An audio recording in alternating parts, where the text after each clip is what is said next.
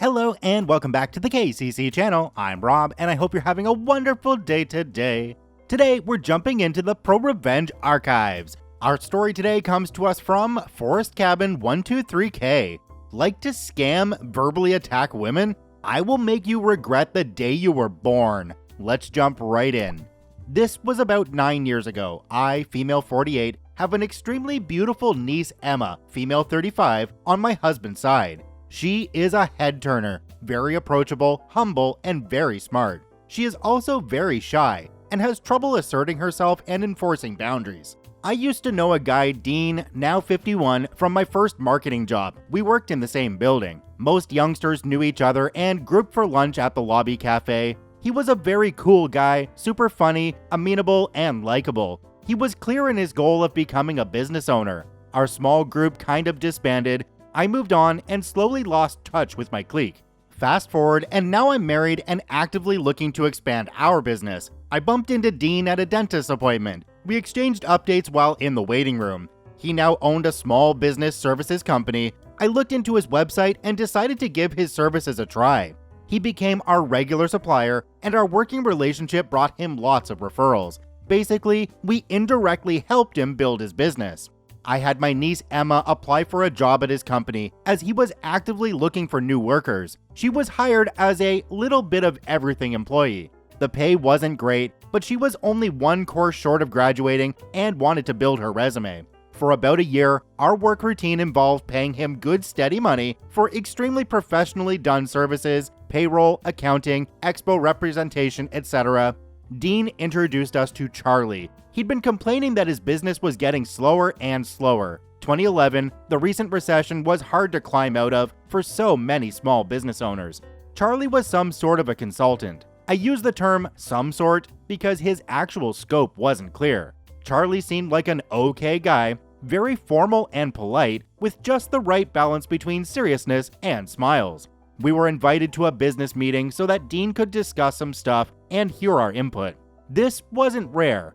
Dean and I had been avid brainstormers partners, and our sessions helped each other back when we first met. We had periodical discussions after we reconnected. I wouldn't discuss my business with him for ethical reasons, but didn't mind hearing him out and perhaps offering my opinion. Charlie and Dean presented a business opportunity, but my husband and I passed. At the end of dinner, everyone pitched in, but the tab was $90 short. Charlie apologized for not having money on him and directly asked my husband to cover him. We covered his portion because we felt we were put on the spot. I made up my mind that if the guy didn't pay us back, I would have Dean reimburse the expense. My husband and I left the restaurant and discussed the dinner surprise. We decided to drop it to avoid getting paranoid. We didn't really know this guy, and Dean didn't seem bothered at all. Charlie paid us immediately, like at 10 o'clock the next morning. He was contrite and apologetic. Charlie became a fixture at Dean's office.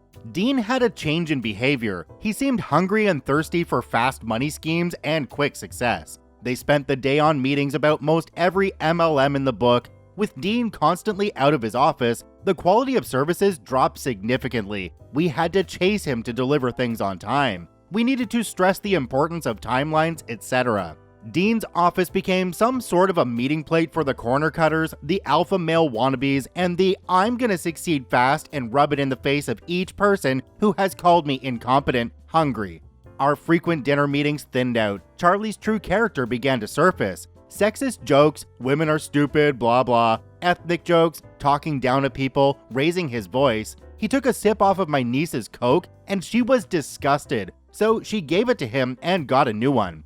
My niece became Dean's formal assistant, so she had to attend every meeting, sometimes until very late hours. I began to wonder if she was getting paid for the extra hours, but I could be wrong and did not want to interfere. We declined every invitation if we knew Charlie would be there. We signed up for only 3 yearly services and canceled on other services where customer service had declined. It worked out. We then paid Dean 10 grand for installing our new platform with control over our own use of technology.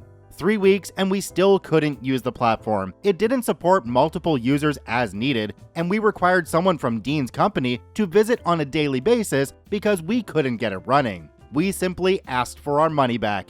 Dean agreed and paid us $2,000 and promised the other $8,000 in installments. I asked for a personal meeting because I needed the whole thing solved. We had paid our money, had no service, and still had to wait to get my full refund? Really? By then, Charlie had taken full control and was running the show. Crucial employees randomly got fired. Charlie yelled at everyone and made decisions, with Dean never saying a word. My niece looked unhappy. Dean had her carry his suitcase and had her constantly serve Charlie some coffee. I did not appreciate the crude jokes he directed at her either. Dean did nothing, but I stood up for her. Charlie didn't like being challenged, so the atmosphere got really tense. Too many things didn't add up. Charlie painted himself quite the 007 type. He was a former college professor, former business owner, and former marketing director. He spent months away from home and dramatically described one fateful New Year's Eve he spent alone on a plane because he was extremely necessary for the company, so he became a workaholic as the final straw that caused the end of his marriage. He was a fast talker, good with numbers, and knowledgeable. He claimed long motorcycle rides in exotic places such as Italy, yet he had no car, was living at a friend's house, and showed limited proficiency. I pressed for my money and Charlie went ballistic. He tried to put me in a corner and tried to intimidate me. He asked, "Are you a software expert? Are you? Because if you were, you wouldn't need our services. Answer my question or shut up and stop talking because you don't know what you're doing." I answered I wasn't an expert. He replied, "Then close your effing mouth." I got up and told him I'm no expert, but I'm the paying client. I warned him to watch his mouth and that he would not get a second warning. My relationship with Dean was strained. He did not stand up for me, not as a friend, but as a client. I told Dean I would never again deal with Charlie on no uncertain terms. I canceled all accounting and payroll services immediately. Zero trust. I researched Charlie's background. None of his corporate experience checked out. He had an extensive criminal record. Gender violence, bank and wire fraud, securities fraud, patrimonial crimes, and a pending arrest warrant dated 8 years prior. I forwarded this to Dean. He never replied. I urged my niece to leave her job, but she decided to end her semester and then get another job. Bad decision. She said Dean owed her overtime, and leaving her job would almost guarantee she would never see that money. Dean contacted me with a solution. He gave me an unconvincing apology and asked me to meet him and an excellent software company owner who could help. I insisted on getting my refund, but he promised he would cover the expense. I addressed Charlie's criminal records, and he said he didn't know, but he had confronted Charlie and had cut ties for good. Lying. Charlie claimed all had been solved, and he was now on probation. I met the lady. Her name was Frances, and she was hostile, standoffish, and showed a superiority complex. She owned a yacht, multiple real estate, and had presence across several states. I left when the meeting was over without an actual resolution. She hardly mentioned anything about software. Frances talked a big game on other topics. I researched her and found lots of questionable information. I asked Dean directly if she was in any way connected to Charlie. He offered a vague answer. I don't know, it could be. When I pressed for a yes or no, he said, "I can't compromise the integrity of my success by indulging in your unfounded assumptions." His business was drying up. He saw Frances as his savior. She engaged him to help her set up one of her big companies and would pay him $750,000 total. She would also pay him $2,000 a week for 6 months just to do some company creation work. I had a software engineer to install a new system. Our initial intention was to get Dean's software up and running to avoid the additional cost of a new installation. The engineer informed me that the software could not possibly run because it was a knockoff from an outdated system. He advised me to file a complaint for fraud. I didn't want to get my niece involved. I just wanted her out of that place. By then, Dean was actively trying to insert himself in his client's business. He made stupid decisions based on getting an undetermined percent of what we achieve. Companies shied away from him and his snake oil tactics. Some more research led me to the conclusion that Dean had inflated his company's capacity for specialty software. So he also inflated the price, took $2,000 for himself, and gave Charlie $8,000 to get whatever garbage they could sell me. This is exactly why I could not get my $8,000 back. Frances was their source of software.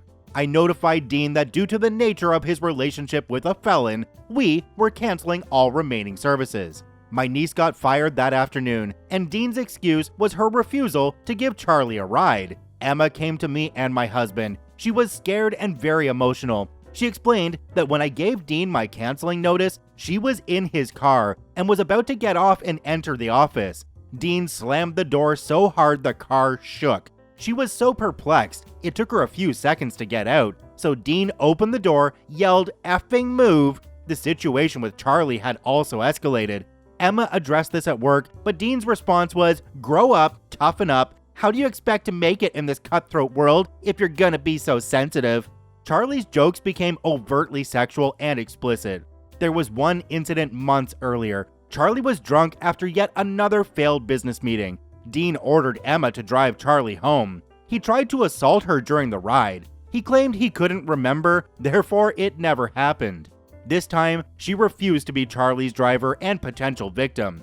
Dean fired her after ranting about how Charlie was being targeted by losers and faithless know-it-alls. He got into a power trip and became verbally abusive, calling her a Miss Goody Two-Shoes and reminding her that she had been able to eat the whole time she worked for him because he paid her out of pity. He emailed her that due to her insubordination, lack of honesty, and malicious manipulation, her duties were terminated effective immediately. My husband and I supported her. We paid a good lawyer. This was no longer just about money. I went straight to the restaurant where Dean and Charlie routinely held their meetings. I confronted Dean in front of his clients and warned Charlie that his luck had ended. Next time I see him, he would need to fillet himself. I became very attentive to detail. I researched all types of records and found that Charlie had jumped probation and the arrest warrant was still in effect. The legal system had failed miserably at finding him. He had felonies in multiple states, and the supposed time doing business overseas was actually jail time. Emma provided her case on harassment, and Dean had to pay $15,000 in owed salary and punitive damages, and had to pay some fines. I contacted as many of his former fired employees as possible via Facebook and encouraged them to sue. 3 of them actually did. 1 of them won. I wanted him under legal and financial strain. He was ordered to refund my money plus legal costs. The judge didn't accept his "but it's Charlie's fault" excuse. My contract was direct with Dean, not Charlie. He also had to pay me for breach of confidentiality because Charlie wasn't his employee nor a legally bound business partner. The court opened a new investigation over potential financial fraud and theft of information, identity, etc., as Dean had access to clients' accounting and payroll information with lots of data. A new order of apprehension was issued against Charlie, but he ran. The judge ordered Dean's business permanently closed. A forfeiture notice was issued. I saw on his Facebook business page an announcement that Dean had been invited as a guest lecturer in a nearby college. Funny, because Dean never actually finished college, and I knew this from the beginning. I contacted them and voiced my concern over an unqualified professor teaching at their institution. I leaked his lack of academic standing by trolling their propaganda. They ended up announcing a different professor for the course without further explanation. During that fall, a former coworker called my niece to give her the news that Francis had been arrested by the feds for a fraud scheme. Not related to my revenge, but still sweet. The best part is that she stopped paying the $2,000 a week early on, but kept stringing him along for free work. I sent a formal notice to all the companies I had referred to him and explained that I could no longer recommend his services. I added a copy of our own lawsuit. Companies were dropping like flies. Other lawsuits strung along for dishonest services. This set a chain of events that led to his downfall. He had some car repo situations back when the business began to fail. I called the company and told them where to find him and what time. That was easy because although by now he had closed shop, he and Charlie kept eating at the same restaurant. I wasn't there to see it, but confirmed the car was towed. His marriage broke apart. He faced charges for selling and profiting from illegal software. He got probation.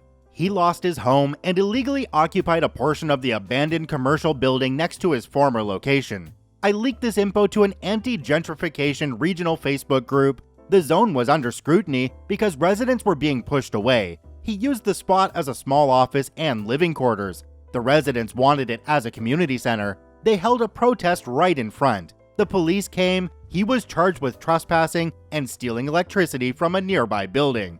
Goodbye probation.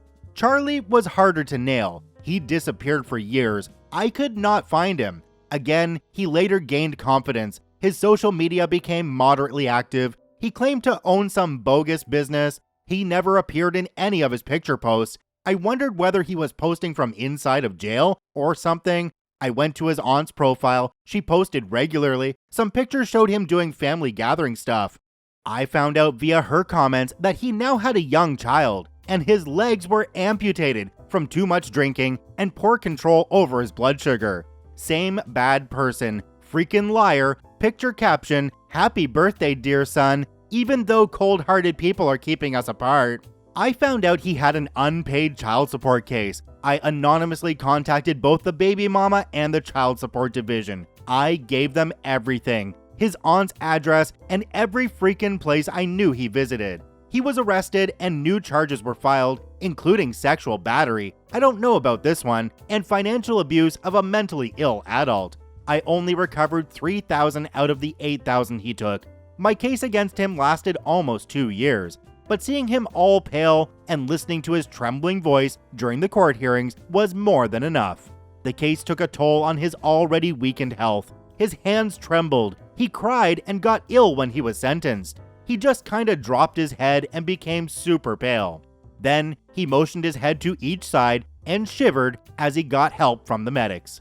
I remember the judge's opening sentence was, "I'm tired of this case. In over 10 years, I've read your name in multiple warrants, and yet you avoid responsibility, forcing us to spend taxpayer money on tracking you. What's wrong with you? You plead and bring up your health problems, but none of that deterred you from stealing, abusing, and debilitating the integrity of those under your influence." I smiled at his face as many times as I could when the judge wasn't looking. He served 4 years out of a 36-year sentence and died in 2019. It does sound here like Dean could have had a very successful business if he didn't get involved with this idiot Charlie. Unfortunately though, some people are very impressionable and very easily get led on by others, and it doesn't work out in their favor. Now, one thing I noticed with this story was that there was a whole bunch of different types of revenge, a bunch of different things happening that we might have heard in stories previously. Sounds like it might be a little embellished. I believe that some of this happened, but I think that OP listened to a lot of other revenge stories and brought some things from those and put them into this. But I'd love to hear your guys' comments, so down below, do you think this is a completely true story? Do you think it's only partly true? Or do you think it's absolute BS? I'd love to hear your opinions. Check out OP linked in the description down below. I thank you for watching. I hope you have a wonderful day, and we'll see you tomorrow.